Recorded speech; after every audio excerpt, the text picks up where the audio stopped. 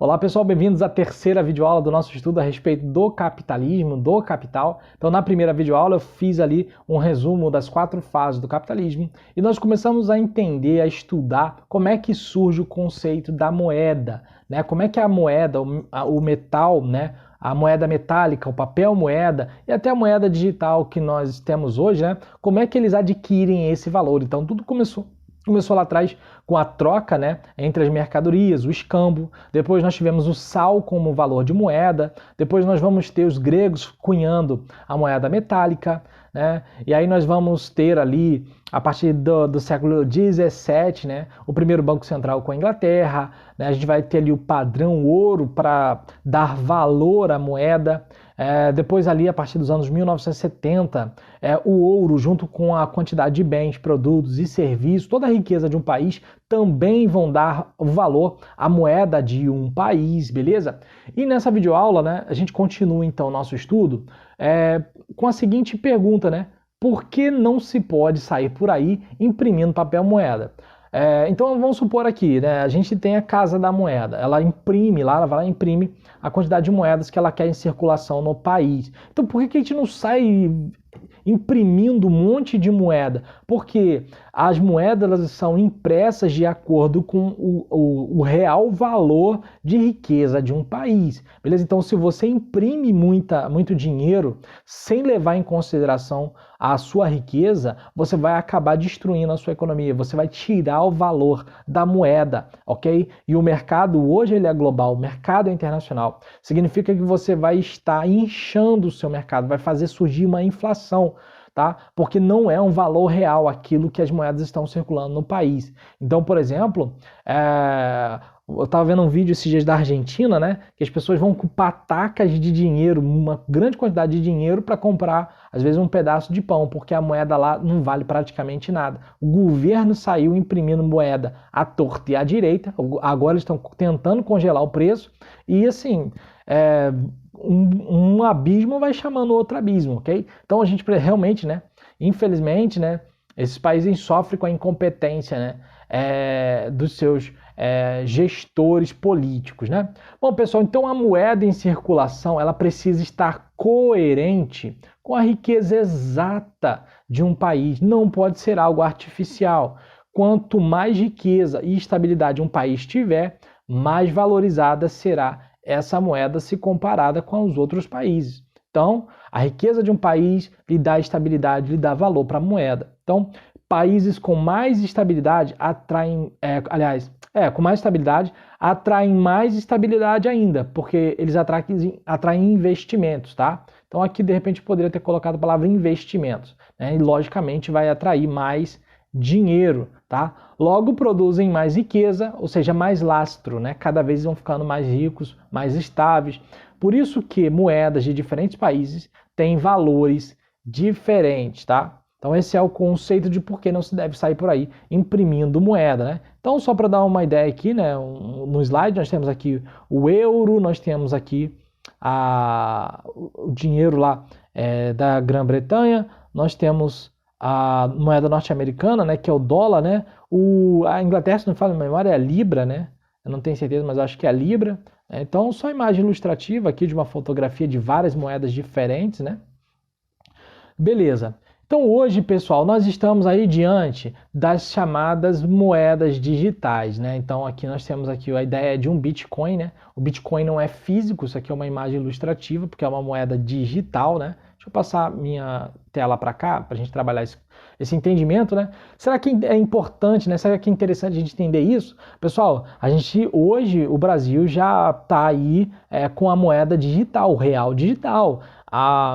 Acho que o Equador já desenvolveu a moeda deles digital, tá? Então, a gente está diante desse novo momento, dessa nova realidade, né? Então, vamos tentar, assim, explorar esse conhecimento. Eu não entendo muito a respeito de moeda digital, nunca comprei moeda digital, né? Então, nunca fiz negociação, mas eu fiz uma pesquisa que eu quero tentar trazer para vocês como é que a gente entende esse novo momento da história humana, né? Então, olha só, pessoal. As moedas digitais. O preço da moeda digital é definido exclusivamente sempre pela última negociação que é realizada em uma exchange, ou seja, em corretora. Então vamos supor lá, o Bitcoin, né?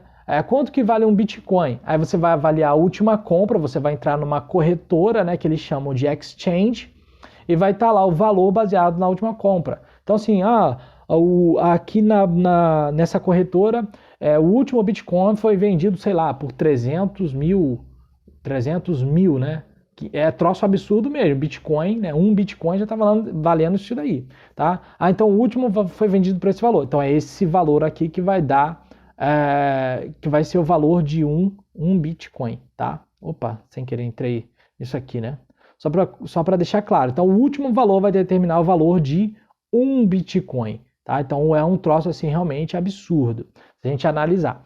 Ou seja, o preço da moeda digital é de acordo com a lei da oferta e da demanda. Então o preço depende do último valor vendido em cada corretora. É assim que funciona. E existem alguns fatores que valorizam cada vez mais essa moeda. Por exemplo, o hype da mídia, né? A mídia vai te falar, cara, o Bitcoin, Bitcoin, Bitcoin, Bitcoin. Você liga o Fantástico, tá lá falando sobre Bitcoin. Você liga a Record, vai estar lá o Fantástico da Record falando sobre o Bitcoin. Você vai ter comentários na internet, né? Uma série de fatores que vão hypar, ou seja, que vão levantar essa moeda. A perda de confiança nas moedas fiduciárias dos países, ok? Então, o que acontece, né? As moedas dos países, se você tiver um governo que gere bem o país, essa moeda do país vai ter um valor muito bom, tá? Agora, se o país tiver péssimos políticos, por exemplo, um ministro, sei lá, da economia muito ruim, vai ferrar com o valor da moeda, simples assim. Então essa perda de confiança das moedas fiduciárias, né, também ajuda a valorizar as moedas digitais. Então, por exemplo, ali na década de 1990, né, nós tínhamos um presidente ali chamado Fernando Collor de Mello, que ele simplesmente resolveu chegar, emitiu lá um decreto confiscando a poupança de todo mundo. Então, todo mundo que tinha dinheiro na poupança, o governo foi lá e simplesmente, abocanhou tudo, tá? Então, isso acontece, beleza? Então, a perda de confiança das moedas fiduciárias. E a gente acreditando que está vivendo no Brasil capitalista, no país com liberdade econômica. Não, porque o Estado, ele pode chegar lá e se apropriar. Ele pode fazer uma cagada muito grande e ferrar com a moeda, beleza? Então, e acontece muito assim, por exemplo, até a questão do nosso real, né? O real brasileiro, o real, né? Nós tínhamos uma moeda, tentou se estabelecendo no país várias moedas, mas ali em 1993, 94, ali durante o governo de Itamar Franco, né? Fernando Henrique Cardoso, ele é um sociólogo, mas ele vai juntar uma equipe econômica, ele meio que vai dizer assim, olha, eu não entendo muito, traz aqui uns caras que entendem, e os caras vão criar o Cruzeiro Real, que vai virar o real, e aí nós vamos ter essa estabilidade que nós vivemos hoje.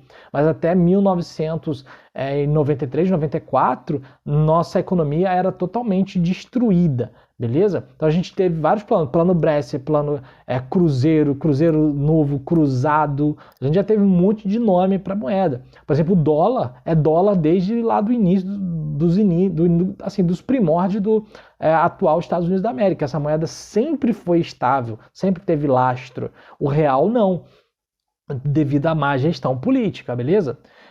Agora, até interessante a gente entender que essa estabilidade que deu-se ao país, ao Brasil, né, ela foi assim, transicionando, mas muito dos juros, tá? Muito da nossa dívida do Brasil daquela época virou juros que nós pagamos até hoje, tá? Então essa ideia de não fazer reforma, você ferra com tudo também, tá? Porque você precisa às vezes fazer uma reforma, o Brasil hoje precisa de reforma política, precisa de reforma administrativa. Então, quando os políticos não fazem isso, eles só estão postergando o problema, que depois fica para os filhos e para os netos, né? Então, a adoção também dos institucionais, ou seja, grandes corporações que vão comprar o Bitcoin. É interessante porque hoje você assim, não consegue chegar ali na padaria e comprar Bitcoin, né? Um pão com Bitcoin. Você não consegue fazer isso. Você não chega ali, vou na loja tal, eu vou comprar uma roupa com Bitcoin. Essa é uma moeda criptografada, digital, né? Então, Mas grandes empresas também fizeram a compra dessas moedas, né? Então, por exemplo, o Elon Musk, ele fez grande aquisição de Bitcoin, né? E ele já disse que, acho que daqui a alguns anos, em breve, ele falou que os seus carros vão ser vendidos com Bitcoin, tá? Então, você vai poder comprar o carro com Bitcoin. A escassez da moeda, né? Então, por exemplo, o Bitcoin, ele é limitado a 21 moedas de Bitcoin, tá? No mundo, ela tem um limite. Então, por exemplo, não existe essa história de sair por aí imprimindo papel, imprimindo moeda digital, porque ela já tem um limite definido, tá? Outra questão é o FOMO, né? O Fear of Missing Out, que seria medo de ficar fora, né? Então, por exemplo, acho que tem algumas histórias que rolam na internet que diz que, por exemplo, no início, um cara comprou uma pizza, acho que foi nos Estados Unidos, com, sei lá, 5.000 bitcoins, né? O cara comprou uma pizza com 5.000 bitcoins. Hoje, um bitcoin, sei lá, deve estar valendo uns 300 mil, deve estar valendo uns 300 mil ou mais, né? Eu teria que verificar a atualização do valor. Então, assim, o troço alcançou uma proporção gigantesca. Então, muita gente com medo de ficar fora disso também quer adquirir Bitcoin, tá? As crises mundiais, então, por exemplo, o Bitcoin ele surge ali depois de 2008, da crise mundial, a partir da quebra do Lehman Brothers, bancos internacionais, uma tentativa ali de monopólio, né? Porque eu não teria como explicar isso aqui agora, né? Mas teve essa crise mundial ali, próxima ali ao ano de 2008, por exemplo, né? Então a gente está falando de moedas de países, o dólar perdeu muita coisa. Então essas crises mundiais também facilitam, né, dão valor a essas moedas digitais, especulações. Às vezes um tweet, né, por exemplo, sei lá, botar aqui a Angela Merkel, vai lá e emite um tweet dizendo que a Alemanha, seus produtos e serviços serão vendidos a partir de Bitcoin. Beleza? Vai valorizar muito mais o Bitcoin. Né? O Biden, sei lá, qualquer governo aí que falar, a questão que vai... por exemplo, aqui no Brasil, se o presidente Bolsonaro resolver, junto com o parlamento ali, e a economia, fazer o Bitcoin ser utilizado no comércio, isso vai mexer com o valor das coisas, né?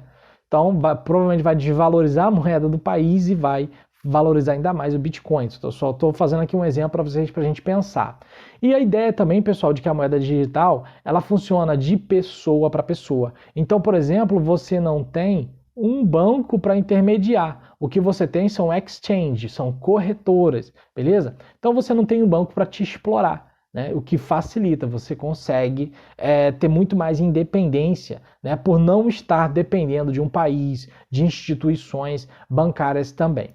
Vai de pessoa para pessoa por meio da exchange, que são as corretoras. Então eu fiz esse resumo porque a gente está diante, pessoal, dessa nova realidade. Ok? Agora, como que você faz para comprar uma moeda barata e você adquirir riqueza com isso? Aí só entendendo de investimento e mercado financeiro, beleza? Deixa eu só ver o tempo que está aqui, nós estamos em 13 minutos. Bom, pessoal, eu vou parar aqui essa videoaula e a gente continua na próxima. Até lá!